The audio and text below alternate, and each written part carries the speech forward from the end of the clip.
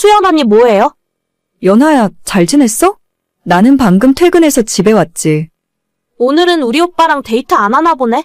언니 요즘 별일 없어요? 나는 별일 없지. 평일에 만나서 데이트하면 너무 피곤해서 요즘은 오빠랑 주말에만 만나는 중이야. 언니가 우리 오빠랑 2년 만났나? 3년 만났나? 이제 결혼할 때도 되지 않았어요? 아마도 조만간 결혼해야겠지? 저번에 한번 오빠랑 같이 이야기한 적 있는데 아마 내년에는 양가상견례 해야 하지 않을까? 괜히 시간 끌지 말고 이제는 진짜 결혼해요. 나는 언니가 빨리 우리 집 식구가 됐으면 좋겠어. 새언니가 생긴다면 수연 언니 같은 사람이 딱이라고 생각했거든요. 갑자기 또 왜 이래? 징그럽게. 용돈 떨어졌나 보네. 어떻게 알았지? 언니, 그런 의미에서 나 10만 원만. 이번 달 월급이 카드값으로 다 나가서 진짜 밥값 커피값도 없어요. 아니 밥이야 뭐 집에서 먹고 회사 구내식당에서 먹으면 된다지만 비상금 한 푼도 없는 건 진짜 심하지 않아요? 카드값이 왜 이렇게 많이 나왔어? 여름휴가 때 유럽 갔다 오더니 그때 돈 많이 썼구나. 어떻게 알았지? 언니는 진짜 눈치가 귀신이라니까요. 언니 나 진짜 급해. 10만 원만 부탁해요. 방금 오빠한테 돈 빌려달라고 했더니 뭐라고 했는 줄 아세요? 저번에 빌려간 돈부터 먼저 갚으래요. 와 진짜. 어떻게 동생한테 빌려준 돈을 다 받을 생각을 하고 있냐? 그러게 오빠가 엄청 쪼잔한 면이 있네. 계좌번호 문자로 보내줘. 10만 원 바로 보내줄게. 언니 너무 고마워요. 내가 언니 우리 집에 인사하러 오면 부모님한테 이야기 잘해놓을게요. 아직 인사드리러 가려면 멀었다니까? 지금은 결혼해서 남편이 되었지만 결혼 전부터 신호와는 서로 알고 지냈어요. 남편과 데이트를 하던 중에 우연히 마주친 이후로 같이 밥을 먹으면서 소개를 받았고 서로 연락처까지 교환해서 알고 지내게 되었습니다. 신우는 애교 많은 성격이고 부침성이 좋아서 제가 딱히 노력하지 않아도 먼저 다가오는 스타일이었어요. 신우의 한 가지 단점은 본인 벌이에 비해 과소비가 너무 심하다는 점입니다. 명품도 좋아하고 해외여행이나 저는 한 번도 못 먹어본 오마카세 같은 곳도 수시로 가서 인증샷을 찍어 올리더라고요. 월급 250 정도 받고 있는 신우가 그런 소비를 감당할 능력이 있는 것도 아니고 대부분 카드 할부를 긁어대는 것 같았어요. 항상 돈이 없었고 저나 남편에게 5만 원, 10만 원씩 빌려가는 일이 일상이었습니다.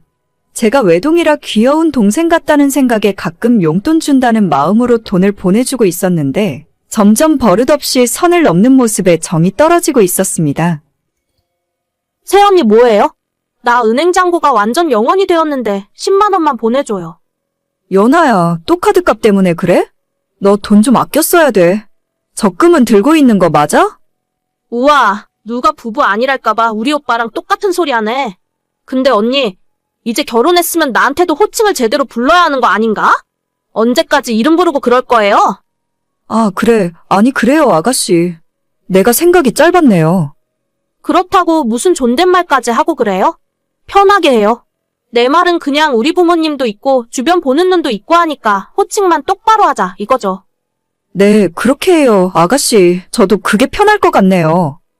혹시 언니 삐진 거 아니죠? 우리가 알고 지낸 시간이 있지만 서로 지킬 건 지키는 게 좋잖아요. 그나저나 10만 원 오늘까지 보내줄 수 있죠? 나 내일 약속 있는데 돈이 하나도 없어서 그래요. 아가씨, 저희 남편이 그러는데 이제 아가씨한테 돈 보내주지 말라 하더라고요. 어머님도 아가씨 돈 쓰는 것 때문에 걱정 많으시고 얼마 전에도 어머님이 저한테 전화하셔서 아가씨 나이도 이제 적지 않은데 모아놓은 돈이 하나도 없는 것 같다면서 걱정하셨어요. 나 참, 내가 살다 보니 별소리를 다 듣네. 쓸데없는 걱정하지 마요. 우리 엄마도 별소리를 다 했네. 내일은 내가 알아서 할 테니까 10만 원만 보내줘요. 나 진짜 돈이 한 푼도 없어서 그래요. 미안해요. 저도 이제는 제 마음대로 못 보내요. 오빠랑 같이 통장 관리하고 있기 때문에 허락 없이 못 보내거든요. 아가씨, 이제는 저 말고 오빠한테 직접 얘기하세요. 아, 됐어요. 빌려주기 싫으면 많은 거지. 진짜 별 핑계를 다 대네. 지금까지 5만 원, 10만 원 돈 빌려주고 원금은커녕 고맙다는 소리도 제대로 못 들었는데 대놓고 호구 취급 당하니까 더 이상 아무것도 해주고 싶지 않았습니다. 남편도 화가 잔뜩 나서 빌려준 돈 이자까지 쳐서 다 받아올 테니까 통장 내역을 싹 다 뽑아보라고 하길래 남매 사이에 서로 인연 끊을 것도 아니고 그렇게까지는 하지 말자고 했죠. 저와 남편이 돈을 안 빌려주기 시작하자 최근 들어 연락도 거의 없었는데 얼마 전 결혼하겠다며 남자를 집으로 데려왔어요. 상견례까지 끝냈고 내년 봄에 날짜까지 잡았는데 문제는 신우가 모아둔 돈이 정말 하나도 없다는 것입니다. 시부모님께서 형편이 어려운 건 아니지만 결혼할 때는 알아서 하라는 방침이었고 실제 저희도 결혼할 때 부모님 도움 없이 저희 힘으로 시작했어요. 신우는 수중에 현금 100만 원도 없는데 어떻게 결혼을 한다는 건지 도무지 이해할 수 없었습니다. 그렇게 카드 할부 긁는 걸 좋아하면서 혼수도 전부 카드로 긁는 거 아닌가 하는 농담을 남편과 하고 있었죠. 언니, 새언니. 나 진짜 언니랑 오빠한테 부탁이 하나 있는데 내 부탁 들어줄 수 있어요? 부탁이요? 저한테 무슨 부탁을 할 게 있어요? 나 이번에 결혼하잖아요. 남자친구랑 걔네 부모님이 신혼집 다 장만해주기로 하셨는데 어제 엄마 아빠한테 물어보니까 혼수를 나보고 알아서 하라더라고요. 아니, 어떻게 하나밖에 없는 딸이 시집가는데 이럴 수가 있지? 저희도 결혼할 때 시부모님한테 도움 하나도 안 받았어요. 어차피 옛날부터 금전적인 도움은 안 준다고 말씀하셨잖아요. 아니 그래도 그렇지. 어떻게 부모 자식 간에 그럴 수가 있어요? 진짜 안 받은 거 맞아요? 그래도 오빠는 아들인데 뒤로 몰래 받은 거 아닌가? 어머님, 아버님이 그러실 분들은 아니잖아요. 아가씨가 저보다 더 잘 알면서. 하긴 한 입으로 두 말하는 사람들은 아니지. 그럼 언니, 어쨌든 나 기본은 해가야 할 것 같은데 돈 좀 빌려줘요. 네? 돈이요? 무슨 돈을? 그쪽에서 집을 해온다고 했는데 최소한 혼수는 맞춰서 가야 할 거 아니에요. 모아둔 돈 한 푼도 없다고 어떻게 말해요? 아니, 그러면 남자 쪽에서는 아가씨한테 얼마 있는지 모르고 있는 거예요? 그냥 적당히 있다고 했죠. 엄마 아빠한테 이야기하면 얼마라도 해줄 거라 생각했는데 내가 진짜 한 푼도 없는 거 알면 파혼 당할지도 몰라요. 사람 하나 살린다 생각하고 돈 좀 빌려줘요. 제가 어떻게 그런 걸 도와줘요? 혼수하는데 한두 푼 드는 것도 아닐 텐데. 딱 2천만 원만 있으면 나머지는 내 카드로 일단 긁으면 되거든요. 내가 어제 계산해봤는데 그 정도 있으면 최소한의 혼수는 할 수 있을 것 같아요. 네? 2천만 원이요? 그런 돈이 저희가 어디 있어요? 언니랑 오빠랑 저금도 많이 하잖아요. 2천만 원은 별로 큰 돈도 아닌데 뭘 그렇게 놀라요? 아니, 아가씨, 2천만 원 모으기가 얼마나 힘든데 그걸 그렇게 쉽게 말하네요. 아 참 너무하네 진짜. 그럼 딱 1,000만 원만 빌려줘요. 나머지는 내가 신용대출 받아서 어떻게든 해볼 테니까. 2천이고 천이고 저희는 그럴 돈이 없다니까요? 제가 아가씨 결혼한다고 해서 따로 돈 모아둔 것도 없고 저희는 저희 나름대로 계획이 다 있는데 그런 큰 돈을 어떻게 줘요? 누가 그냥 달라고 했어요? 빌려달라니까? 내가 갚는다고. 빌려달라고요. 지금까지 빌려간 돈 한 번도 갚은 적 없죠? 안 그래도 오빠가 아가씨 시집 가기 전에 빌려준 돈 받아야 한다고 했는데 일단 그거부터 갚고 나서 돈을 빌려달라고 해야 말이 통할 것 같아요. 아 진짜 벼룩의 간을 내먹지. 지금 나한테 돈 갚으라는 말이 나와요?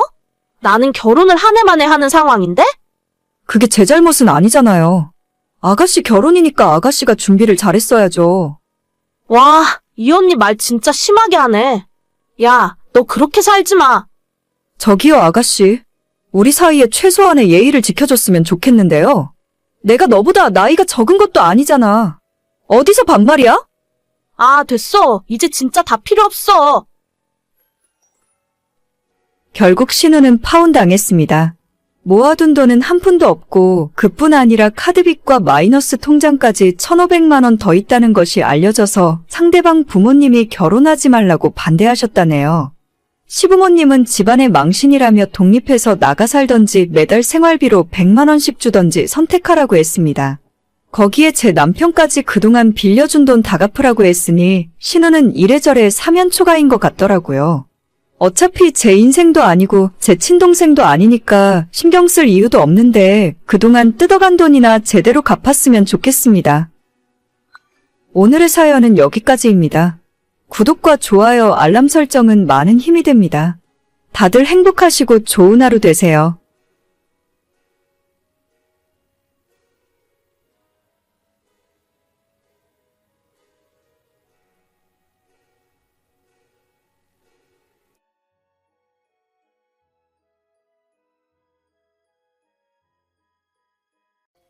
여보, 내가 이런 것까진 이야기 안 하려고 했는데 당신이 좀 해도 너무한 것 같아서.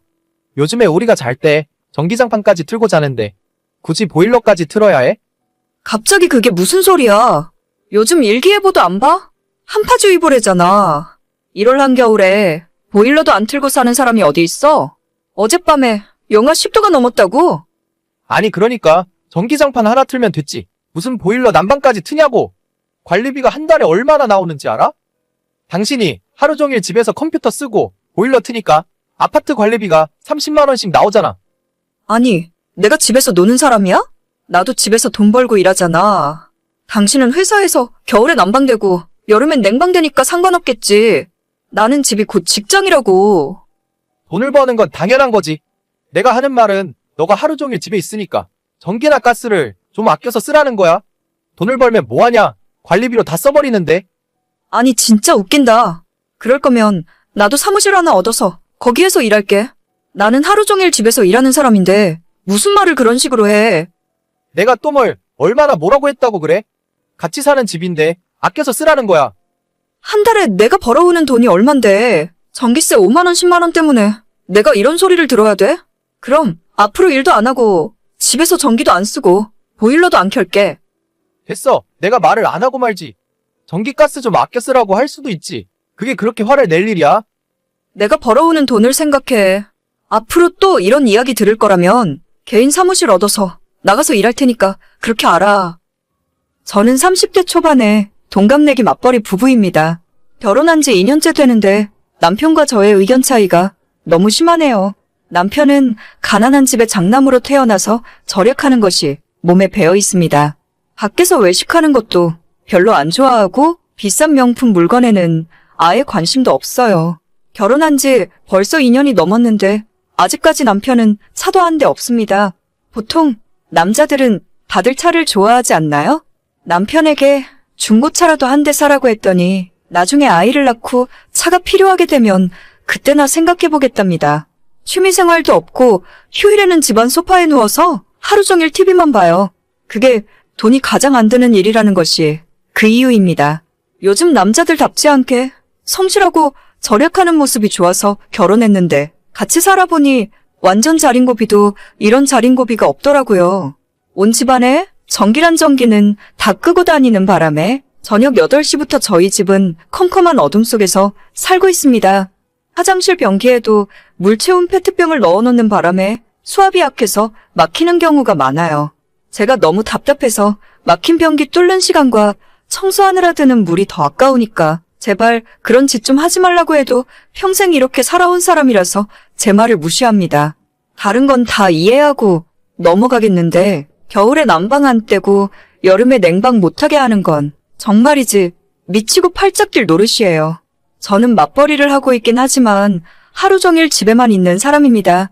결혼 전에는 저도 직장으로 출퇴근을 했었지만 2년 전부터 그놈의 전염병 때문에 자택근무로 일이 전환되었고 집에서 일을 하다 보니 제가 가진 기술로 회사 업무만 보는 것이 아니라 외부에서 일을 받아서 프리랜서 일도 같이 하고 있어요. 지금은 오히려 회사에서 주는 월급보다 프리랜서로 버는 돈이 더 많은 수준이고 아마 올해 말이나 내년쯤에는 아예 회사를 그만두고 저 혼자 사업자를 내서 일을 하려고 계획하고 있습니다. 그러다 보니 제가 24시간 집에 있는 경우가 많고 당연히 전기도 예전보다 더 쓰고 있죠. 하지만 남편은 제가 벌어오는 돈은 신경 안 쓰고 오로지 집에서 전기 쓰고 물 쓰는 것이 더 신경 쓰이고 거슬리는 것 같더라고요. 지금 제가 회사 월급이랑 프리랜서 일로 벌어오는 돈이 매달 800에서 1000만 원이 넘는 경우도 많이 있습니다. 보통 최소로 잡아도 700, 800 이상이에요. 남편 월급이 400이 안 되는데 제가 이 정도 벌어오면 전기세 정도는 신경 안 쓰고 살아도 되는 것 아닐까요? 겨울에 보일러 틀지 말고 전기장판 하나만 틀고 살을 하는데 그것도 1단 정도로 최소로 틀어놓으니까 새벽에 자다가 추워서 깬 적이 한두 번이 아닙니다. 그래도 겨울에는 양말도 더 신고 잠옷도 두꺼운 걸 입으면 그나마 버틸만 했는데 문제는 여름이에요. 여보, 에어컨 리모컨 못 봤어? 집안 온도가 27도, 28도 넘어가는데 리모컨이 안 보인다? 더워서 도저히 일을 할 수가 없어. 오늘 별로 덥지도 않은데 무슨 에어컨을 찾아? 그냥 가만히 앉아 있어봐. 그럼 안 더워. 아니, 내가 집에서 일하는 사람이지. 가만히 앉아서 노는 사람이야? 집 작업실에 컴퓨터랑 다른 기계들 돌아가면 거기서 나오는 열이 얼마나 심한데. 아, 됐어. 보나마나 당신이 리모컨 숨겨놨겠지. 리모컨 숨기면 에어컨 못 트냐? 본체에 버튼 다 있거든? 오늘 낮 최고 기온이 30도 밖에 안 돼. 그 정도에 벌써 에어컨을 튼다고 그러냐, 너는? 아니, 내가 내 집에서 내가 번 돈으로 에어컨 틀고 살겠다는데 대체 당신이 왜 뭐라고 그러는데? 아끼고 살자는 말도 못해. 오늘 별로 덥지도 않은데 에어컨 벌써 틀면 나중에 7월, 8월, 한여름에는 하루 종일 24시간 에어컨 틀고 살래? 그냥 선풍기 틀면 되잖아. 집안 온도가 28도가 넘는데 선풍기가 무슨 의미가 있어? 아, 몰라. 내가 당신 눈치를 왜 봐야 하는데. 이번 달부터 내가 버는 돈은 내가 관리할 거야. 생활비 통장 만들어서 거기에 똑같이 반반씩 입금하고 써. 생활비 통장? 그러면 나는 반이 아니라 20%만 낼 거야. 어차피 나는 회사에서 점심 먹고 집에 있는 시간도 거의 없어. 원래 에어컨이나 보일러는 나는 사용할 필요도 없고 내가 혼자 살 때는 한겨울 가스비가 3,000원, 4,000원 나왔어. 그래. 그러면 당신 말대로 해. 나는 내가 생활비 80% 낼 테니까 대신 앞으로 나한테 잔소리 일절하지 마. 하루 종일 에어컨을 틀건 보일러를 빵빵 틀고 살든 내 돈 내가 쓰는 거니까. 그러다가 나중에 후회해도 나는 몰라. 후회는 내가 아니라 너가 하겠지. 지난달에 남편이랑 이렇게 싸우고 정말로 생활비는 8대2로 제가 더 많이 냅니다. 문제는 부부간에 더 이상 대화도 없어지고 서로 투명인간 취급한다는 거예요. 이런 말하긴 그렇지만 저희 친정집은 시댁에 비해서 비교적 잘 살았어요. 주변에 정말 돈 많은 부자 친구들이 많긴 하지만 저희 집도 중산층 정도는 된다고 생각하고 있습니다. 제가 예전 학창 시절부터 결혼하기 전까지 돈 때문에 스트레스 받았던 적은 거의 없었던 것 같아요. 특히 부모님들이 제 앞에서 돈 때문에 싸운 적은 한 번도 본 적 없고 난방이나 에어컨을 고민하고 사용해 본 적도 없습니다. 항상 부모님 두 분은 생활비로 쓰고 넘칠 만큼 많은 돈을 벌어오셨고 제 생각도 집에서 스트레스 받으며 악착같이 아끼고 살 바에야 일을 더 많이 해서 돈을 더 벌어오면 된다는 생각이거든요. 제가 한 달 내내 에어컨 안 틀고 땀 뻘뻘 흘리며 아껴봐야 전기세는 2만 원, 3만 원 차이예요. 그만큼 일을 더해서 10배, 100배 더 많이 벌어오면 되는 문제 아닌가요? 결혼할 때도 저희 친정에서 1억 보태주셨고 시댁에서는 한 푼도 해주지 못하셨죠. 그래서 그런지 처음부터 남편은 기울어진 결혼에 자존심이 많이 상해 있었고 그것 때문에 더 생활비로 잔소리를 하고 있는 것 같습니다. 부부간에 서로 대화도 없어지고 돈도 따로 관리하기 시작하니까 대체 이 결혼 생활을 계속해야 할 이유를 하나도 모르겠어요. 저는 평생 남편의 자린고비 정신을 이해할 수 없을 것 같고 남편도 저를 전기 하나도 아낄 줄 모르는 낭비 심한 여자라고 생각하겠죠. 어제는 결혼 후 처음으로 남편과 이혼에 대해서 진지하게 이야기를 나눴습니다.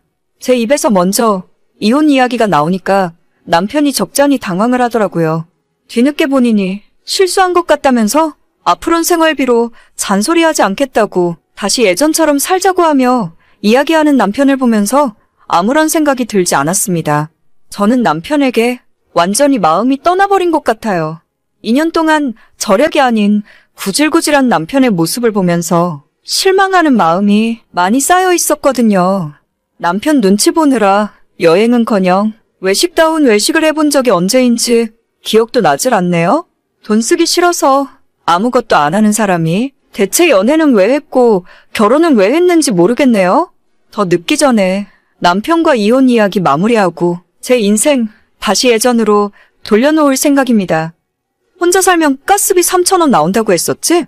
앞으로 다시 혼자 살게 될 텐데 가스비 전기세 적게 나와서 참 좋겠네. 평생 그렇게 에어컨 한 번 안 틀고 아끼면서 열심히 살아라. 오늘의 사연은 여기까지입니다. 구독과 좋아요, 알림 설정은 많은 힘이 됩니다. 다들 행복하시고 좋은 하루 되세요.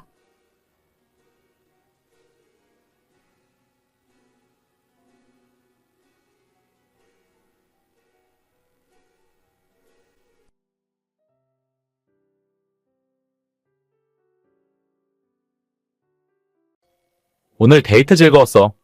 그럼 우리 이제 정산해야지. 아까 저녁 밥값이 4만 원 나왔고 카페에서 25,000원, 영화 보고 팝콘 먹는데 3만원 나왔거든? 모두 합쳐서 95,000원이니까 내가 좀 더 낼 테니 자기는 45,000원만 보내주면 돼. 알겠어. 지금 오빠 통장으로 입금할게.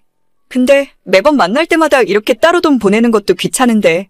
우리 차라리 그냥 데이트 통장을 하나 만들까? 데이트 통장? 그게 뭔데? 아, 오빠는 모르는구나? 요즘 많이 하는 거라던데. 통장 하나 만들어서 둘이서 매달 일정 금액 돈 넣어두고 그 안에서 데이트 비용 쓰는 거야. 그런 좋은 게 있었어? 내일 당장 통장 만들러 가야겠네. 그래. 그럼 매번 데이트할 때마다 영수증 챙겨서 계산 안 해도 되고 오빠도 나한테 돈 보내라 할 필요 없으니까 서로 편하고 좋은 거지. 알겠어. 우리 자기 엄청 똑똑하네. 완전 똑 부러져서 결혼하면 살림도 엄청 잘할 것 같다. 뭐래? 아무튼 오늘 재미있게 잘 놀았어. 저는 29살, 남자친구는 33, 4살 차이 연인이었습니다. 연애를 시작한 지는 1년이 되었는데 남자친구가 조금 다른 사람들과 차이가 있었어요. 남부럽지 않은 회사를 다니는 중이고 집도 평범한 중산층 정도는 되어 보였는데 이상하게 처음 만났을 때부터 돈에 집착하는 모습을 느낄 수 있었습니다. 남자친구는 계산을 확실하게 하는 것이 좋다면서 반반 더치페이 하기를 항상 강조했었고 그나마 저한테는 선물도 사주거나 호의를 베푸는 경우가 많지만 다른 사람들에게는 너무하다 싶을 정도로 빡빡하게 구는 모습이 일상이었어요. 다른 건 다 괜찮았는데 돈 문제만 나오면 남자친구가 민감해지니까 가급적 저도 돈 이야기는 피하게 됐고 그래도 외모나 능력, 평소의 성격같이 다른 건 다 괜찮은 사람이라 지금까지 만남을 이어오고 있었습니다. 애초에 저는 예전부터 연애를 할 때 누가 데이트 비용을 더 내는지 아무런 상관이 없었고 그냥 여유 있고 형편되는 사람이 더 낼 수도 있다고 생각해왔기 때문에 더치페이를 하자는 남자친구의 말에도 흔쾌히 동의했어요. 어떤 분들은 데이트 통장 이야기를 하면 남자가 쪼잔해서 별로라고 생각하실 수도 있지만 평소에도 한결같이 절약하는 남자친구의 모습이 좋아 보였기 때문에 저는 괜찮다고 생각했어요. 명품을 입거나 걸치는 모습도 없었고 특히 연봉에 비해 정말 낡고 오래된 차를 타고 다녀서 놀라웠는데 아버지에게 물려받은 12년 된 중고차라는 말에 저는 오히려 허세 없어 보여서 더 좋더라고요. 오늘도 덕분에 재미있게 정말 잘 놀았어. 하루 종일 운전하느라 피곤했겠다. 아니, 괜찮아. 다음에 또 더 좋은 곳으로 놀러 가자. 아까 톨게이트 비용이랑 기름값 생각해서 5만 원 데이트 통장에 더 넣었어. 이 돈으로 차에 기름 넣어. 에이, 그렇게까지는 안 해도 괜찮은데. 이 조그만 차가 기름 먹어봤자 얼마나 먹는다고. 그런데 아까 보니까 시동이 잘 안 걸리는 것 같은데 한번 검사 받아봐야 하는 거 아니야? 운전하고 다니다가 고장나서 사고라도 나면 어떡해? 그러게. 지금까지는 한 번도 이런 적이 없었는데 진짜 한번 정비 받으러 가봐야겠다. 아니면 이참에 그냥 이똥차 폐차시켜버리고 새 차로 뽑을까? 자기는 무슨 차 좋아해? 벤츠? 아니면 제네시스? 나는 차에 대해서 잘 모르지. 그냥 고장 안 나고 튼튼한 차가 좋은 차 아니야? 괜히 돈 쓰지 말고 고쳐서 더 타고 다니자. 그래도 남자친구가 이런 차 타고 다니면 좀 창피하지 않아? 자기 친구들은 남자친구가 외제차 많이 타고 다닐 거 아냐? 그런가? 근데 뭐 남자친구가 외제차를 타고 다녀봤자 스스로 뭐가 되는 것도 아니고 나는 별로 그런 거 신경 안 써서 잘 몰라. 그냥 오빠가 편한 대로 해. 역시 우리 자기는 생각이 정말 남다른 것 같아. 인터넷 보니까 요즘에는 남자친구 차가 국산차면 쪽팔려서 옆에 타기 싫다고 하던데 자기는 정말 허영심만 많은 다른 여자들이랑은 틀리구나? 그런 소리 어디 가서 하지도 마. 괜히 나만 욕먹이는 거야. 난 그냥 차 같은 건 관심이 없는 거지. 나도 내가 좋아하는 여행 같은 데는 돈 안 아껴. 아무튼 차 정비 한번 꼭 받아봐. 운전하다가 시동 꺼지면 위험하잖아. 알겠어. 그럼 다음에 봐. 이런 식으로 남자친구는 저를 굉장히 검소하고 개념 있는 사람으로 생각했지만 사실 그런 것도 별로 아닌 게 저는 저대로 제가 쓰고 싶은 곳에는 돈을 잘 쓰고 있거든요. 제가 아직 부모님과 함께 살고 있기 때문에 혼자서 자취하는 친구들에 비해 돈을 잘 모을 수 있는 편이고 월급의 반을 저축하고 나머지 반으로 제 하고 싶은 일에 아낌없이 돈을 쓸 수 있어요. 해외여행 다니는 것도 좋아하고 화장품이나 옷과 구두를 즐겨 사기도 합니다. 다만 저는 차에 관심이 없는 것뿐인데 남자친구는 제가 남다르게 개념이 있어서 그런 거라 착각을 하고 더 좋아하더라고요. 성격이 조금 괴팍하긴 하지만 그래도 제 기준으로는 허세 있고 돈 관리 못하는 남자들보단 나은 거라 생각했고 조금 더 만나다 보면 결혼까지 할 수도 있겠다 생각했었죠. 하지만 그로부터 며칠 뒤에 생각지도 못한 일이 일어났고 이런 제 생각을 송두리째 뒤바꿔버리게 되었습니다. 오늘 퇴근할 때 자기 회사 앞으로 내가 데리러 갈게. 우리 오랜만에 스테이크 한번 먹으러 가자. 오늘은 내가 쏠게. 웬일이야? 무슨 좋은 일이라도 있는 거야? 그렇게 무리 안 해도 되는데.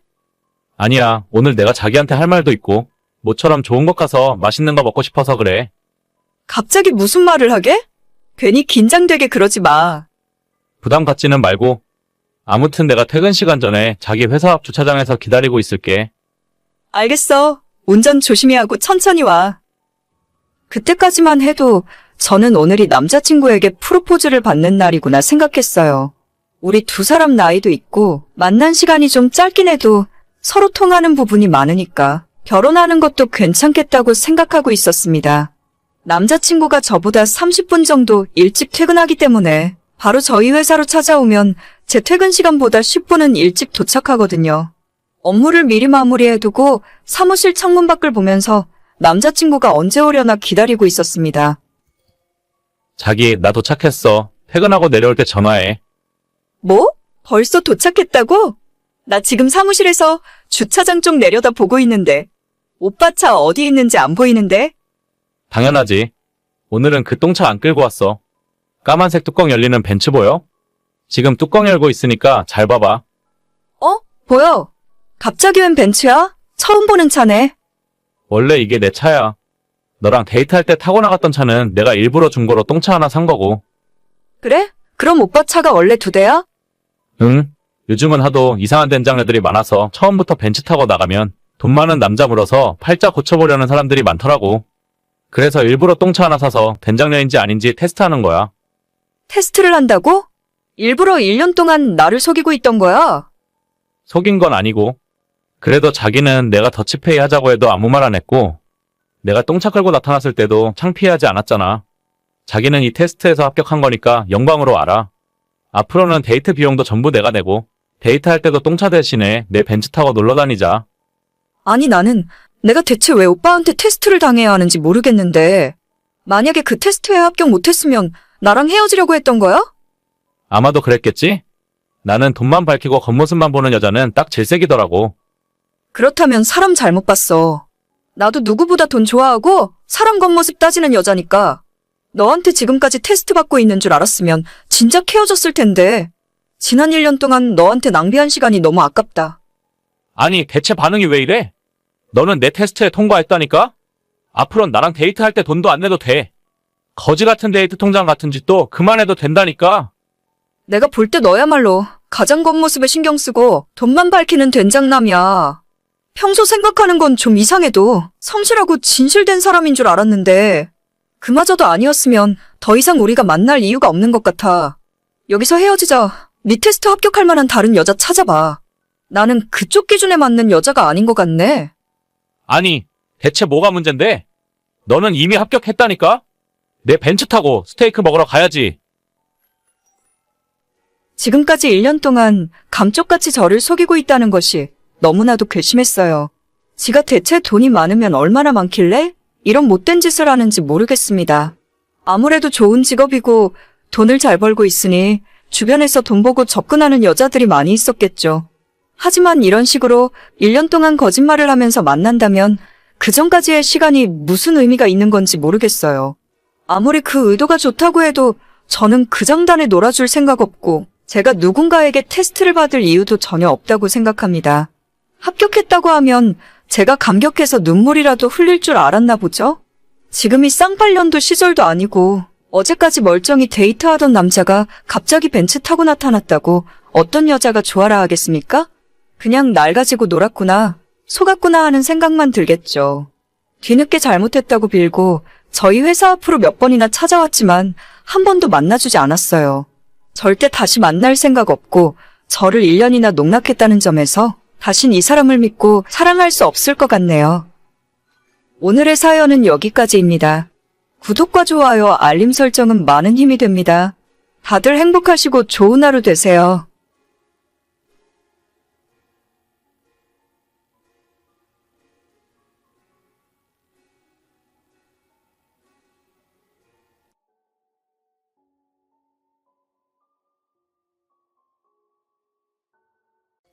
일요일인데 뭐 하고 있니? 시간 괜찮으면 진수랑 한번 내려와라. 같이 밥이나 먹게. 아직 문자 못 봤니? 왜 대답이 없어? 아, 어머니, 저 수업 중이었어요. 주말이라고 어머님처럼 집에서 놀고 먹는 사람 아닌 거 아시잖아요? 맨날 그렇게 연락해서 오라 가라 하시면 너무 힘들어요. 아니, 내가 언제 매일 연락했다고? 지난 설날 이후로 얼굴 본 지가 너무 오래된 것 같아서 같이 밥이나 한번 먹자고 한 건데. 아까도 말씀드렸지만 제가 한간 사람이 아니잖아요? 집에서 놀고 먹고 살림이나 하는 가정주부도 아니고 주말에도 쉬지 못하고 밖에 나가서 애들 가르치며 얼마나 힘들게 사는 줄 아세요? 너는 매주 금요일, 토요일에만 수업이 있다면서? 일요일이니까 안 바쁜 줄 알았지. 요즘 애들 시험 기간이라서 실기 때문에 보충 수업 해야 해요.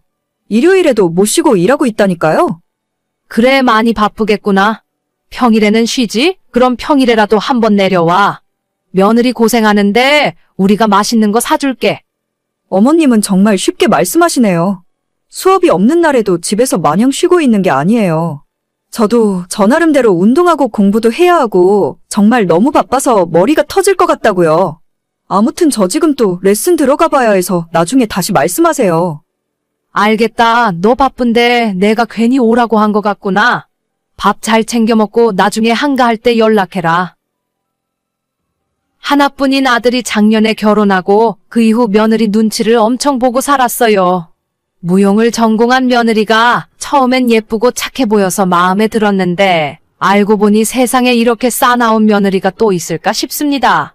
뭐라고 조금만 듣기 싫은 소리를 하면 바로 고슴도치처럼 가시를 세우고 날카롭게 반응하는 통에 한마디 걸기도 힘들고 어른으로서 야단도 한번 쳐봤지만 저희 아들을 들들 볶더라고요.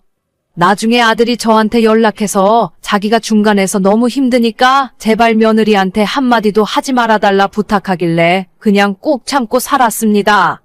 제가 예전 시어머니에게 시집살이 당한 거 생각하면서 나는 절대 그러지 말아야지, 나중에 며느리 들어오면 잘해줘야겠다 싶었는데 아예 말도 걸지 못하게 하니 너무 당황스럽더라고요. 먼저 연락하는 건 바라지도 않았는데 최근 들어서는 제 전화도 무시하고 연락 한 번 하는 것이 너무 힘들어졌습니다. 요즘은 뭐 하고 있니? 많이 바빠? 내가 어제 오늘 전화했는데 부재중 전화도 못 본 거야? 제가 바쁘다고 몇 번을 말씀드려요? 대체 왜 자꾸 전화하시는 건데요? 용건이 있으니까 연락을 했지. 전화통화 한 번 하기가 왜 이렇게 어려운 거냐? 제가 전에도 말씀드렸잖아요. 주말에는 애들 수업하느라 바쁘고 평일에는 제 운동하고 공부하느라 바쁘다니까요? 아니, 그게 무슨 말이야 대체? 그럼 나랑 언제 전화통화라도 할 수 있는데? 저녁에 전화하면 되는 거냐? 저는 퇴근하고 집에 가면 아무것도 안 하고 쉬어야 해요. 제발 귀찮게 하지 말아주세요. 어머님은 모르시겠지만 애들 가르치는 게 보통 힘든 일이 아니거든요. 그럼 내가 너한테 할 이야기가 있으면 언제 통화를 할 수 있다는 거야? 저희 남편에게 하시던지 알아서 하시고요. 가능한 저한테는 따로 연락하지 말아주세요. 대체 왜 자꾸 집착하시는 건데요? 집착이라니? 아니, 내가 매일 이러는 것도 아니고 일주일에 한 번 전화할까 말까 하는데 아무리 내가 시어머니라곤 해도 전화통화 한 번 하는 것도 싫다는 거냐? 솔직히 어머님 하시는 말씀 안 들어도 뻔한 거 아니겠어요? 이것저것 뭐 해달라는 게 너무 많으시잖아요. 너가 우리 집에 시집 온 지 아직 1년도 안 지났고 그동안 명절에 2번 얼굴 본 거 외에는 손에 꼽을 정도인데 내가 너한테 뭘 해달라고 했다고 이러는 거냐? 명절에 2번이요? 얼마 전에 제 생일날에도 굳이 내려오라고 해서 갔더니 제 맘에 들지도 않는 이상한 가방이나 사주셨잖아요. 아니, 백화점 가서 가장 유행하는 거 사줬는데 그게 왜 마음에 안 들어? 제가 좋아하는 브랜드도 아니고 올해 나온 신상도 아니었어요. 가뜩이나 피곤한데 시간 낭비하고 얼마나 짜증나는지 아세요? 저 그거 한 번도 안 들고 옷장에 그대로 처박혀 있어요. 나는 너희들이 결혼하고 며느리 첫 생일이라서 내 딴에 챙겨주려고 했던 건데 그게 그렇게 마음에 안 들었니? 지금이라도 팔고 다른 걸로 사던지 해라. 처음부터 제가 원하는 걸 사주셨어야죠. 1,000만 원 넘는 거 사주실 생각 없으면 아예 연락도 하지 마세요. 저는 싸구려 가방은 안 들어요. 참 기가 막히는구나. 그동안은 신혼이라 그럴 수도 있다고 생각하고 예쁜 며느리 얻었다는 생각으로 참았는데 이 정도로 아나무인 싸가지가 없는 앤 줄은 몰랐다. 네, 말씀 잘하셨어요. 저도 처음부터 별로 마음에 안 들었거든요. 결혼할 때 집도 못 해주셔서 겨우 전세밖에 못 얻어줬으면서 왜 이렇게 전화며 카톡이며 며느리를 귀찮게 하시냐고요. 안 그래도 먹고 살려고 일하느라 바쁜데 제가 어머님 연락을 반갑게 받을 거라고 생각하셨던 건 아니죠? 아니, 나는 너가 주말에도 모시고 애들 가르치고 힘들다길래 좀 도움이 될까 해서 전할 말이 있었던 건데. 대체 어머님이 저한테 도움 주실 일이 뭐가 있으세요? 사회생활도 안 해보시고 평생 집에서 살림만 하셨잖아요? 무용도 해보신 적도 한 번 없으면서. 꼭 내가 무용을 해봤어야 너한테 도움을 줄 수 있는 거냐? 집에서 평생 살림만 했다고 너한테 무시당해야 하는 거야? 그런 말씀 하지 마시고 그냥 저한테 연락을 자제해 주셨으면 좋겠어요. 알겠다. 나도 더 이상 너 같은 며느리는 필요 없다. 너는 내 이야기 듣고 싶지 않겠지만 마지막으로 원래 할 말은 해야겠다. 대체 무슨 말씀을 하고 싶으신 건데요? 내 중학교 시절 친하게 지낸 친구가 있는데 그 친구 남편이 예술대학교에서 학장을 하고 있다. 마침 너 이야기를 친구한테 했더니 일단 외래교수 자리라도 하나 추천을 해줄 수 있다고 해서 너한테 말을 해주려고 했던 거야. 바로 정식 교수는 아니더라도 경력에 꽤나 도움이 될까 했던 건데. 어머, 정말요? 어머님 너무 감사해요. 교수 자리라면 언제든지 환영이죠. 전에 내 아들이 그러더구나. 너가 대학에서 교수로 일하고 싶은데 그걸 못하고 아이들 가르치고 있으니 스트레스를 많이 받는 것 같다고. 물어보니까 조건도 나쁘지 않고 너한테는 큰 기회인 것 같아서 내가 빨리 전해주려고 했던 건데. 그런 일이라면 진작 말씀을 하지 그러셨어요? 저는 몰랐죠. 또 밥이나 먹자고 내려오라 하시는 줄 알고. 아무튼 너무 감사해요, 어머님. 그럼 제가 어디로 연락을 드리면 될까요? 연락처 주시면 제가 잘 준비해서 만나볼게요. 아니다. 이젠 된 것 같다. 전부 없었던 일로 할 거고 너 바라는 대로 앞으로는 절대 연락 안 할 테니 걱정 마라. 아니, 어머님, 일단 연락을 안 하시더라도 그분 번호라도 알려주세요. 너가 내 며느리라고 다른 사람에게 추천해줬다가는 나까지 욕먹고 주변에서 손가락질 받을 것 같다. 살면서 너처럼 싸가지 없는 애는 처음 본 것 같아. 절대 너를 추천해주는 일은 없을 거다. 나한테 연락하지도 마라. 아니, 어머님 제 말씀 좀 들어보세요. 저는 어머님이 그런 좋은 소식을 가져온 줄 알았으면 제가 먼저 연락드렸을 거예요. 이번 주 일요일에 마침 수업이 없으니까 시댁으로 내려갈게요. 됐다. 주말엔 나도 약속도 있고 바빠. 평일에는 집안일도 해야 하고 너무 바빠서 전화 받을 시간도 없다. 너도 그렇고 내 아들놈도 꼴 보기 싫으니까 찾아올 필요도 없고 연락하지도 마라. 아니, 어머님 잠깐만요. 제 이야기 좀 들어주세요. 잘못했어요, 어머님. 친구분께 이야기 좀 잘해주세요. 그렇게 저는 며느리와 인연을 끊어버렸습니다. 그날 저녁 제 아들놈이 전화하더니 그래도 며느린데 너무 매몰차게 굴지 말고 교수 자리 소개시켜달라 하더군요. 못난 제 아들놈한테도 정신 똑바로 차리고 살라 호통을 쳤습니다. 뭐가 중요한지도 모르고 중간에서 정신 못 차리면서 자기 마누라한테 쩔쩔매는 모습이라니. 며느리만 잘못 얻은 게 아니라 내가 아들부터 잘못 키웠구나 싶더라고요. 주말에 며느리가 불이 나게 저희 집으로 달려와 잘못했다고 싹싹 빌었지만 현관문도 열어주지 않았습니다. 저희 남편도 화가 많이 났고 당분간 아들 부부는 없다고 생각하고 살 생각이에요. 예쁘다 해줬더니 머리 꼭대기에서 놀려고 하네요. 오늘의 사연은 여기까지입니다. 구독과 좋아요, 알림 설정은 많은 힘이 됩니다. 다들 행복하시고 좋은 하루 되세요.